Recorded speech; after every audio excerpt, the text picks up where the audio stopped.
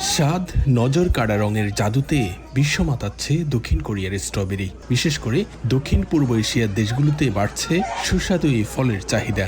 গুণগত মানে অনন্য হওয়ায় আন্তর্জাতিক বাজারেও তৈরি করছে একচেটিয়া আধিপত্য। দখল করে নিয়েছে প্রিমিয়াম ফলের বিশেষ স্থান। একসময় কোরিয়ার স্ট্রবেরি চাষ জাপান জাতের উপর নির্ভরশীল থাকলেও সেই চিত্র এখন বদলেছে। দেশীয় গবেষকদের দীর্ঘ প্রচেষ্টায় উদ্ভাবিত হয়েছে সোলহিয়াং, মেহিয়াং, খুমশিল এবং কিং স্ট্রবেরির মতো বেশ কয়েকটি উন্নত জাত। এই জাতগুলো এখন বিদেশেও ব্যাপক জনপ্রিয়।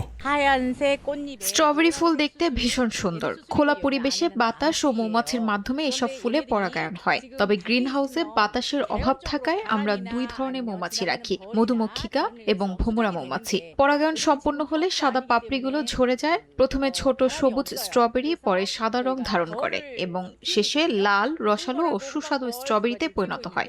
꿀벌은 생존율이 좀 낮아요. কোরিয়ার আধুনিক প্রযুক্তি, নিয়ন্ত্রিত গ্রিনহাউস এবং কঠোর মান নিয়ন্ত্রণ ব্যবস্থার কারণে নিশ্চিত হচ্ছে premium quality. Singapore, Vietnam, Indonesia, Thailand, Malaysia ও হংকং সহ বিভিন্ন দেশে দিন দিন বাড়ছে এর জনপ্রিয়তা।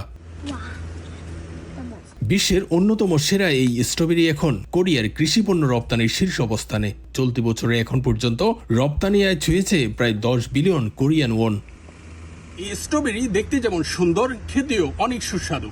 দক্ষিণ কোরিয়ারা তাদের নিজ দেশের চাহিদা পূরণ করে বিশ্বের বিভিন্ন দেশে রপ্তানি করছেন। দক্ষিণ কোরিয়া থেকে মোহাম্মদ হানিফ, সময় সংবাদ।